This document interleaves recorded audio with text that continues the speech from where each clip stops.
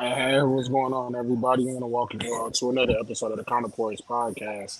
I am one of your co-hosts, Everett Stevenson, and we are missing one of our other co-hosts today. Sam is out, unfortunately, but she will be back with us soon. So our thoughts and prayers are with her in this moment. Um, and I want to go ahead and introduce us to our other co-hosts.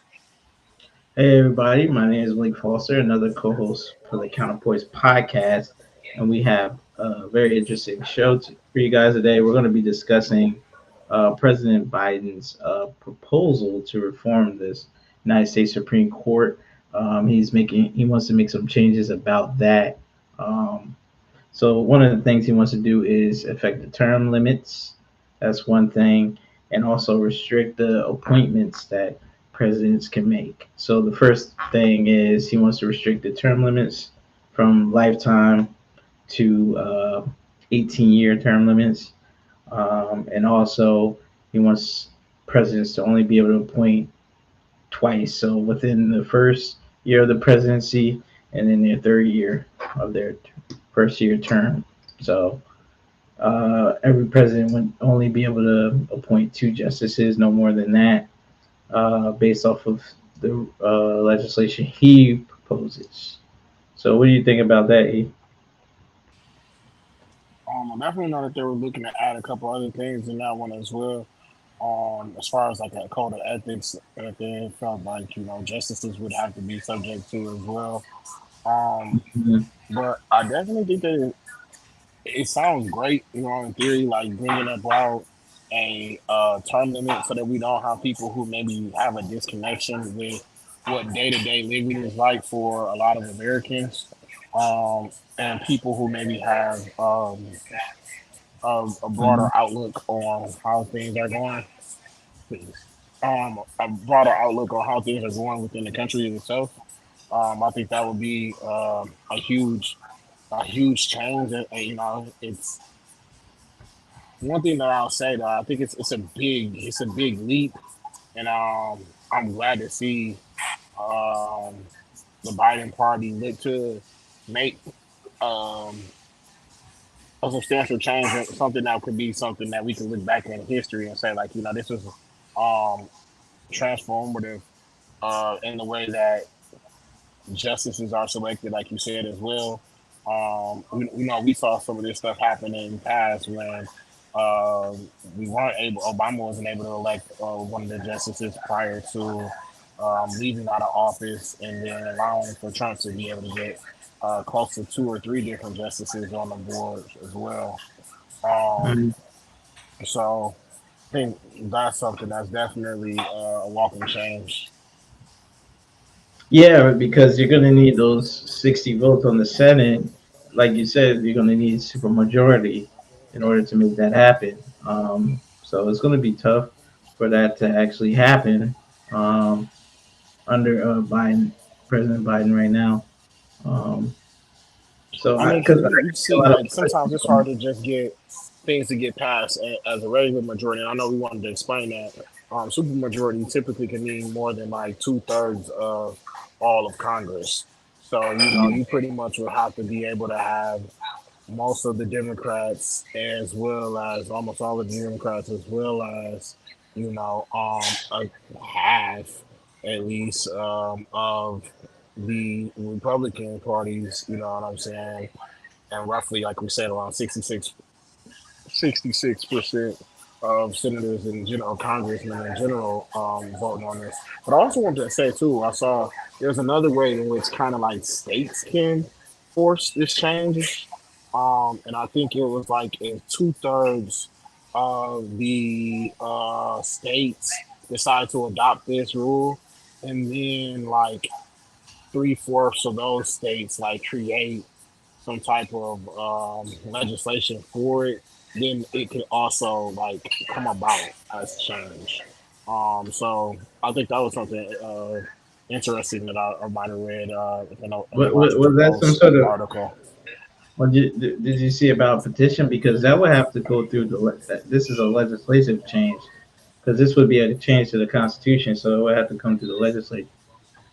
Yeah, hold on one second. I'm trying to look to see if I can find that article real quick and read up on it. Yeah, because if somebody argues against it, they're just gonna say that it's unconstitutional. The Supreme Court are just gonna say it's unconstitutional because, or they'll just say you don't have that. That's not within the state's rights. That's there's a legislature through the federal government, so that's the powers of the legislative branch, not not the powers through states. Okay, right. Well, correct. That is something that could be challenged. But I was also wondering too, though, if it's something that was going to be something where we might look at the fact that states having their own rights to be able to make a law, and then it looks as though like if we see that majority of the states have adopted this, that we decide to just say that what I'm saying, it can become codified as federal law as well. In one second, I'm about to look up the Like maybe article. they can maybe they could like petition to have like maybe under their federal districts in their area, maybe they can propose like limits on them or something. That's what you're saying. No, one second. I'm about to read the article for you. 1 second. I have it Okay, pulled up. no problem. Because well, while you're doing that, I'm just gonna say to the audience, I think Okay, this here is we go.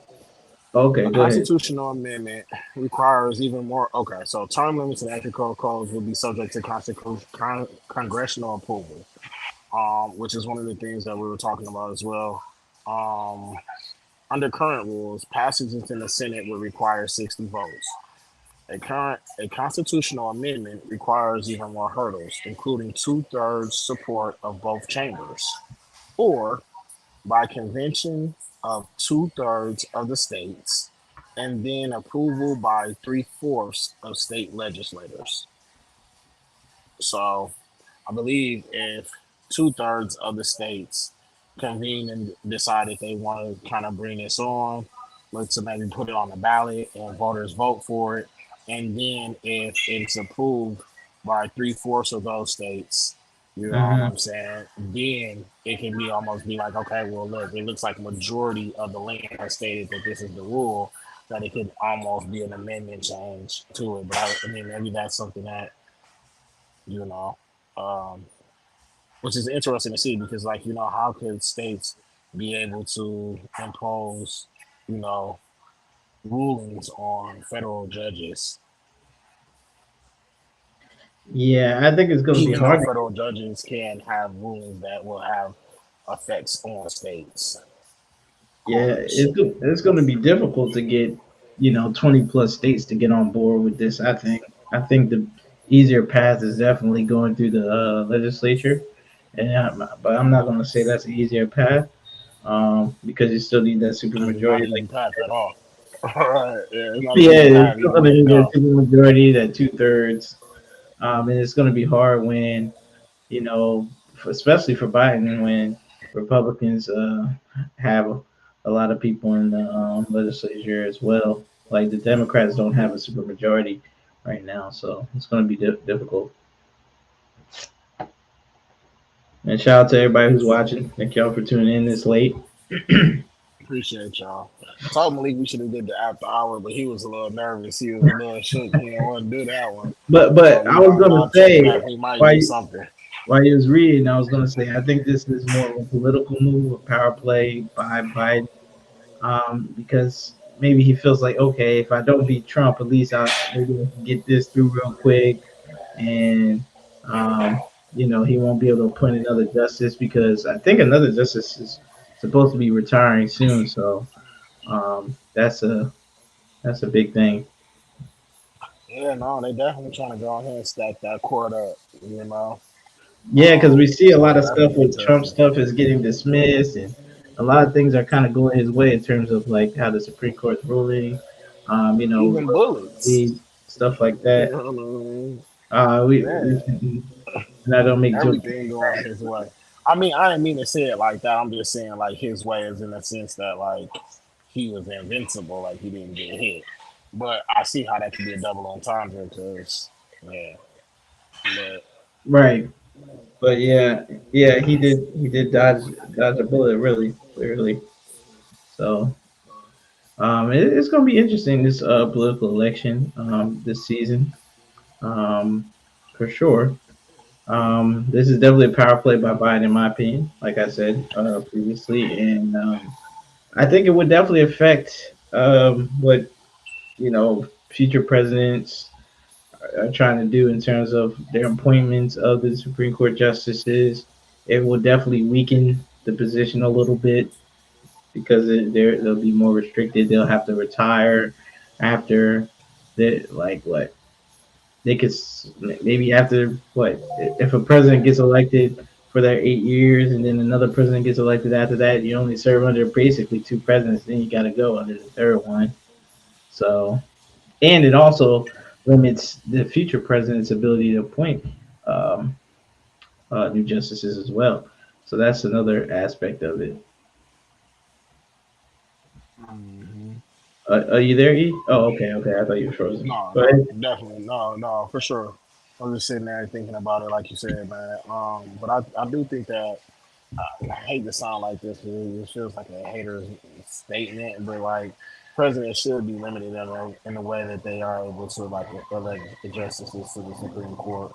Um, just simply because it can prevent people from stacking the bench. You know what I mean? Even though that's always been part of like the political game, as it is. But you know, I think fair is fair in times where you can't make it. And I don't know. Uh-huh. I almost feel like some of the Congress members may look at this and be like, well, hey, if they might start with the Supreme Court justices and having, age limits and term limits, but then they could move on to congressmen and prevent and look to try to go ahead and stop that from even starting. So who knows? But I definitely know, like you said, that Biden has man, a real high burden to try to meet with getting that approval from Congress. But it'll be interesting to see. Right. Yeah. Yeah. Like you said, it definitely be interesting. I'm gonna go ahead and move on to our black business and our book of the month. So our black business is healthyrootdolls.com, and that's a very nice business, a black business for promoting black dolls for black young girls. So make sure y'all check them out.